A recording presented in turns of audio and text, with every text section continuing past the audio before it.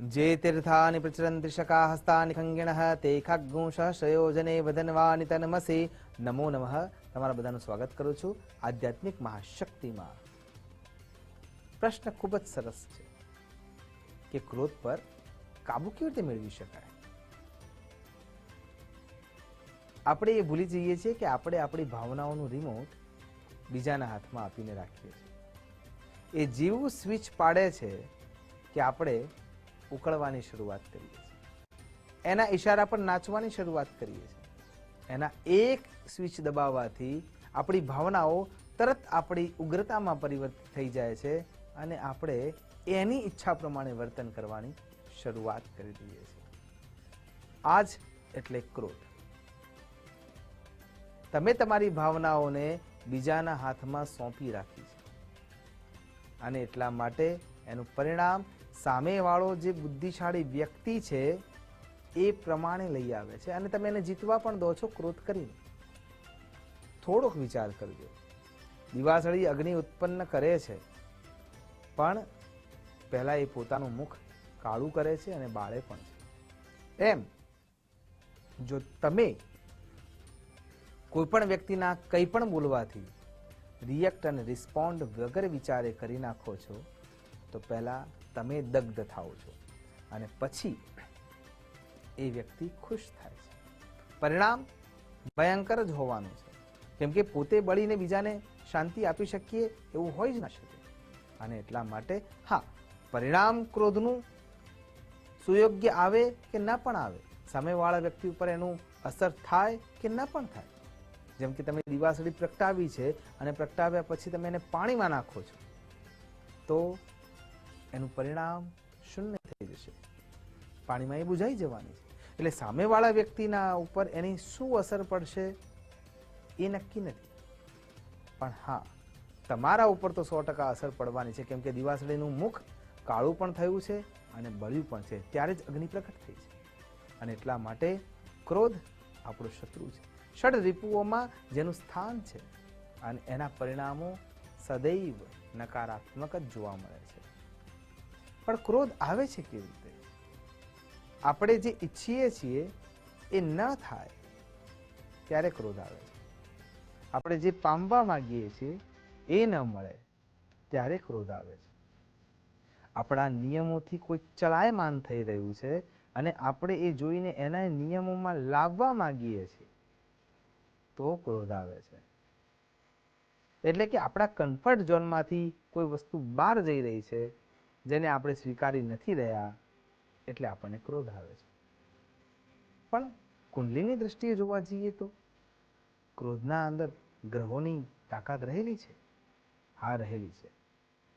સૂર્યનારાયણ, ચંદ્ર મહારાજ, મંગળ દેવતા, ગુરુ મહારાજ, વાણીના દેવ બુધ મહારાજ, શનિ મહારાજ અને રાહુ આટલા ક્રોધ લાવવા માટે અને એના પરિણામોને વિક્ષિપ્ત અવસ્થામાં રાખવા માટે જવાબદાર થઈ શકે છે. સૂર્યનારાયણ, જો નીતિના અંદર તમે નથી, નિયમિતતાના અંદર તમે નથી તો તમને તમારી જાત ઉપર પણ ક્રોધ આવશે અને એના કારણે બીજા ઉપર પણ ક્રોધ આવશે. ચંદ્ર મહારાજ મનના કારક અને મન ઉપર કંટ્રોલ આપણે ગુમાવી બેસીએ છીએ તો એનું એકમાત્ર કારણ છે ચંદ્ર મહારાજ, કેમ કે આપણે પાણી સાથે જોડાયેલા છીએ અને આપણું પાણી શરીરમાં દૂષિત થઈ રહ્યું છે અને એટલા માટે આપણને ક્રોધ આવે છે. મંગળ દેવતા ઉગ્રતા અને રક્ત સાથે જોડાયેલા છે અને રક્ત સંચારણના અંદર ઉગ્રતા ક્યારે આવે છે? જ્યારે આપણા વિચારો સામેવાળા વ્યક્તિ ઉપર અસર કરતા ન દેખાતા હોય ત્યારે. અને એ રીતે મંગળ દેવતા એના દૂષિત થાય છે. જોડે બુધ મહારાજ જોડાય છે, વાણીના દેવતા, એટલે આપણા શબ્દો ખરાબ થવા લાગે છે. પ્રતિષ્ઠાના દેવ બૃહસ્પતિ મહારાજ, ત્યાં આપણને આપણી પ્રતિષ્ઠાનું હનન થતું જોવા મળે છે, આપણી વાતનો સ્વીકાર થતો નથી એટલે આપણે અપમાન લાગે છે અને અપમાનના પ્રતિરૂપમાં આપણે ક્રોધ કરીએ છીએ. શનિ મહારાજ નીતિ અને ન્યાયના દેવ, તમને એવું લાગે છે કે હું જ સાચો છું, હું જે કહું છું એ જ સાચું છે અને એમ કરવાથી જ લાભ મળી શકે એમ છે. પણ આપણે એ ભૂલી જઈએ છીએ કે જો આપણે સાચા છીએ તો આપણે બોલવાની જરૂર નથી, કેમ કે સામેવાળો સ્વતઃ ખોટો છે અને સામેવાળો ખોટો છે તો એને બોલવાનો અધિકાર જ નથી, કેમ કે સિદ્ધ છે કે ખોટો છે. અને ત્યાં શનિ મહારાજની ન્યાય અને નીતિને આપણે નિર્વાસિત કરી દઈએ છીએ, અને એટલા માટે ઉગ્રતા આવે છે. અને પછી રાહુ મહારાજ પોતાનો ચમત્કૃતિ દેખાડે છે. ત્યાં એનું પરિણામ યુદ્ધમાં, નિશબ્દતામાં, રિસાઈ જવામાં કે વધારે પડતા ક્રોધમાં અથવા કોઈ ગુનાહિત કાર્ય કરવામાં આપણે લાગી જઈએ છીએ. કહેવાનો અર્થ આટલો જ છે કે કુંડલીની દ્રષ્ટિએ જોવા જઈએ તો આ ગ્રહો આપણને ક્રોધ અપાવી શકે એમ છે, પણ એ જે તે સ્થાનના અંદર ગ્રસિત હોય ત્યારે, અને એના બીજા પરિણામો પણ સાથે હોય છે. એટલા માટે વાસ્તુની દ્રષ્ટિએ જોવા જઈએ તો જો તમે અગ્નિ ખૂણામાં વધારે સમય વ્યાપ્ત કરો છો, એટલે કે રાત્રિના સમયે તમારા સૂતા વખતની દિશા જો અગ્નિનારાયણની છે, એટલે કે અગ્નિકોણ છે, તો તમારામાં સ્વાભાવિક ઉગ્રતા વધતી જવાની છે. કેમ કે શક્તિ આત્મસાત થયા પછી એને કંટ્રોલ કરવી મુશ્કેલ છે. એનાથી વધારે વિચાર કરીએ તો સૂતા વખતે અથવા જાગ્રત અવસ્થામાં પણ જો તમે વધારે સમય અગ્નિ ખૂણામાં કાઢો છો તો પણ તમારામાં ક્રોધ વધતો જશે. ઓફિસના કોર્નરમાં જો તમારો અગ્નિ ખૂણામાં વધારે સમય વીતે છે તો સમજવાનું છે કે તમારો ક્રોધ ધીમે ધીમે વધતો જવાનો છે. એટલે જે લોકો સત્તા ઉપર છે, ઓફિસના અંદર વર્કને લોડમાં ના પરિણમિત કરવું હોય તો એમને અગ્નિ ખૂણાથી થોડા દૂર રહેવું જોઈએ. અને જો વર્કલોડ વધતો જતો હોય છે તો સમજવાનું છે કે તમારો અગ્નિ ખૂણો તમારા કાર્યકર્તાઓનો વધારે સમય અગ્નિ ખૂણામાં જઈ રહ્યો છે, અને એટલા માટે પણ જોખમ વધી શકે એમ છે. રાત્રે સૂતી વખતે જો તમે દક્ષિણ દિશામાં માથું રાખીને સૂઈ શકો છો તો વધારે સારું છે, અને પૂર્વમાં તમે માથું રાખીને સૂવો છો તો વધારે સારું છે. ઉત્તરમાં જે ચુંબકીય ધ્રુવો રહ્યા છે એના કારણે જો તમે એ દિશામાં તમે વધારે સમય સૂતા રહો છો તો પણ તમારા જ્ઞાન તંતુઓ ઉપર એની અસર થાય છે, અને એટલા માટે પણ તમે ક્રોધમાં પરિણમિત થઈ જ શકો. ત્રીજું કારણ શું થઈ રહ્યું છે કે આપણે આપણી જાતને ઓર્ડર આપ્યા કરીએ છીએ. ઓર્ડર શું આપીએ છીએ કે મને તો આ પ્રમાણે થાય તો ચોક્કસ ક્રોધ આવે, હું સાચો હોઉં તો કોઈનું ના સાંભળેલું. પણ આપણે એ નથી સમજતા કે આપણે સંબંધોને સાચવવા છે, સમાજમાં પોતાના નામને સાચવીને રાખવું છે, સુમેળ ભર્યા સંબંધો સાથે શાંતિથી જીવન વ્યાપન કરવું છે, બધાને સાથમાં લઈને ચાલવું છે. તો આપણે સાચા હોઈએ તો પણ ઘણીવાર મૌન રહેવાથી જ સંબંધો ટકે છે. સહન કરવું પડે છે, અને સહન કર્યા પછી જ આપણે એ પ્રાપ્ત કરી શકીએ. તો ક્રોધથી બચવા માટેના રસ્તા શું છે? ક્રોધથી જો બચવું છે તો પહેલા ચંદનમ શીતળમ લોકે ચંદનાત અપચંદ્રમાં, ચંદન ચંદ્રયો મધ્ય શીતલા સાધુ સંગતિ. સત્ય જ્ઞાનને પ્રાપ્ત કરવા માટેનો પ્રયત્ન કરો. ગીતાજીના પાઠ કરો, હનુમાન ચાલીસાના પાઠ કરો, વિષ્ણુ સહસ્ત્રના પાઠ કરો, શ્રી સૂક્તના પાઠ કરો, કનકધારા સ્તોત્રને વાંચો, શાસ્ત્રોનું અધ્યયન કરો. તમારા અંદર જે જ્ઞાન વધતું જશે એનાથી ક્રોધ દૂર થતો જશે. ચંદનમ શીતલમ લોકે, આ દુનિયામાં કોઈ સૌથી વધારે શીતળ પદાર્થ હોય તો એ ચંદન છે. એટલે ચંદનનું તિલક કરો, ચંદનનું લેપન કરો. ચંદનાત અપી ચંદ્રમાં, ચંદન કરતા વધારે શીતળતા જે કોઈ આપે છે એ ચંદ્ર મહારાજ છે. એટલે રાત્રિ કાળના અંદર ચંદ્ર મહારાજને અર્ઘ્ય આપવાનો આપણા ત્યાં રિવાજ હતો જ, તો એ અર્ઘ્ય આપવો જોઈએ, અથવા ચંદ્ર મહારાજના પ્રકાશમાં થોડો સમય વ્યતીત કરવો જોઈએ.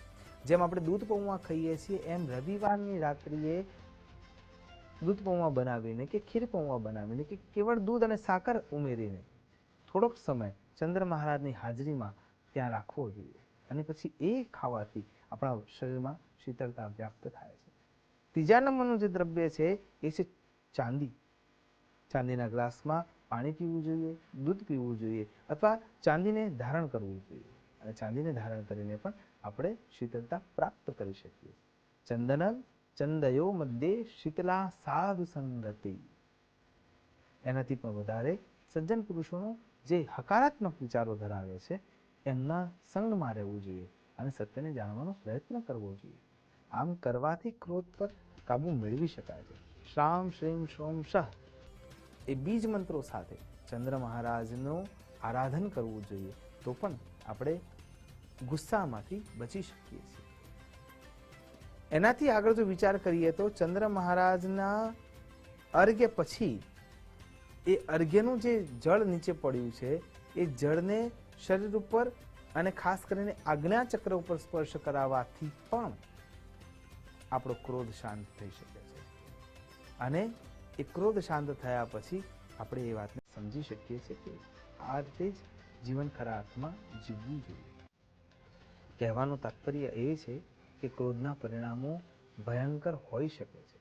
એટલા માટે એ 5 ક્ષણ જો તમે પોતાની જાતને જે તે જગ્યાએથી દૂર કરી લો છો તો ખરાબ પરિણામો આવતા અટકી જાય છે.